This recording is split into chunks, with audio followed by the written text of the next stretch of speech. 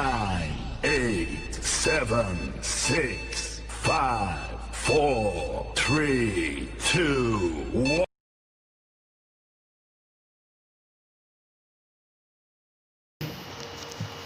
Salam sejahtera bagi kita semua.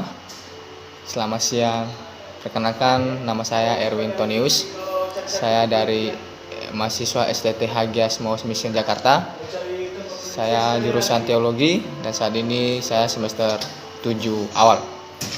Pada siang hari ini saya mau sharingkan dan merenungkan sebuah firman Tuhan untuk kita belajar bersama pada siang hari ini, yang terambil dari Matius pasal 5 ayat 3, dan saya akan membacakannya dalam 3 versi, yaitu Indonesia, Inggris, dan Yunani. Demikian firman Tuhan dikatakan di sana, "Berbahagialah orang miskin di hadapan Allah, karena mereka yang mempunyai kerajaan surga." Dalam versi Inggris dikatakan, "Blessed are the poor in spirit, for theirs is the kingdom of heaven." Dalam versi Yunani dikatakan, "Makarios oi protokoi te pneuma hoti auton estin he basileia ton auranon." Bapak Ibu yang terkasih, Matius 5 ini ayat 3 ini lahir atau muncul ketika Yesus mengajar orang banyak di suatu bukit. Secara geografi bukit tersebut tidak dijelaskan secara detail, bahkan Alkitab sendiri tidak memberikan keterangan tentang bukit atau tentang secara detail bukit yang dimaksud di ayat tersebut. Tetapi yang terpenting adalah di situ ada suatu kegiatan yang dilakukan Yesus, yaitu mengajar orang banyak. Bapak Ibu yang terkasih, ayat ini sangat bermakna, di mana Matius 5 ini merupakan kalimat pertama yang diucapkan Yesus ketika ia mengajar orang banyak, dan mengawalinya dengan kata berbahagia.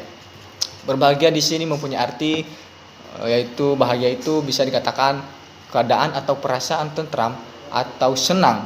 Ya, contoh anak atau orang dewasa ketika mendapatkan gift atau reward atau hadiah pasti bahagia. Atau ada pasangan yang baru menikah pasti bahagia. Atau orang yang diberkati secara materi pasti merasa bahagia juga.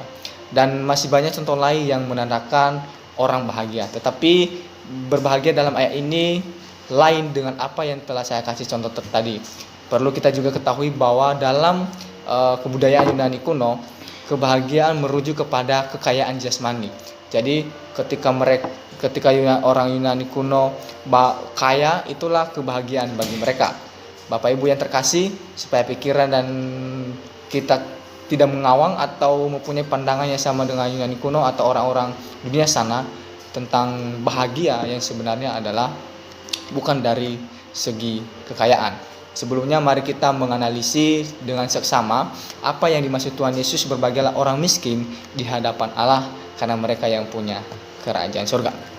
Berbahagia dalam versi Yunani menggunakan kata makarios, artinya diberkati, bisa bahagia, bisa beruntung. Sedangkan dalam frasa Inggris menggunakan kata blessed, artinya diberkati. Oleh sebab itu kata berbahagia sebenarnya lebih tepatnya menggunakan kata diberkati.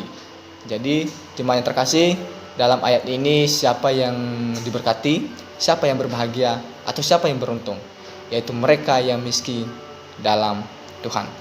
Tapi jika kita melihat terjemahan aslinya atau dalam bahasa Yunani lebih tepat dikatakan makarios oi petokoi te pneuma, atau dalam versi Inggris yang mengatakan blessed are the poor is in spirit, artinya diberkatilah orang yang miskin dalam roh.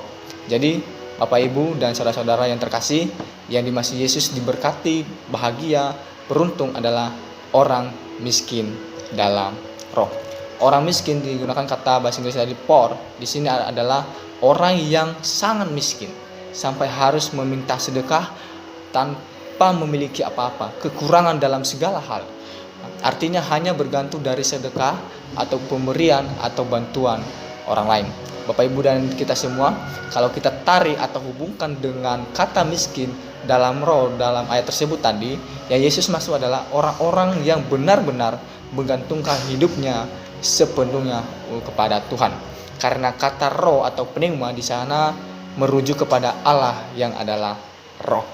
Orang-orang yang diberkati yang Yesus maksud adalah orang-orang yang bersandar dan bergantung sepenuhnya kepada Tuhan. Dengan demikian, orang miskin dalam roh adalah orang yang hidup atas pertolongan dan bantuan Tuhan. Dan orang-orang inilah yang disebut diberkati atau bahagia atau beruntung.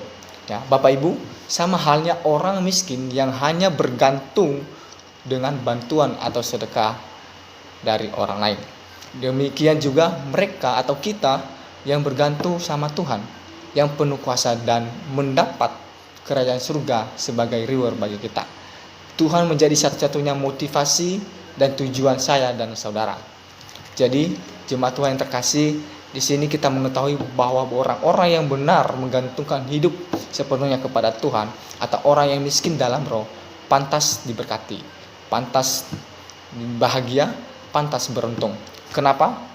Karena mereka memiliki sebuah reward atau hadiah, yaitu kerajaan surga. Kerajaan surga sepantasnya diterima oleh kita yang benar menggantungkan diri seutuhnya kepada Tuhan. Bapak Ibu yang terkasih, demikianlah renungan singkat pada siang hari ini. Sebagai aplikasinya dalam hidup kita adalah hendaklah kita bersandar dan menggantungkan hidup sepenuhnya kepada Tuhan supaya kita memperoleh kedamaian dan hidup yang kekal. Tuhan Yesus memberkati.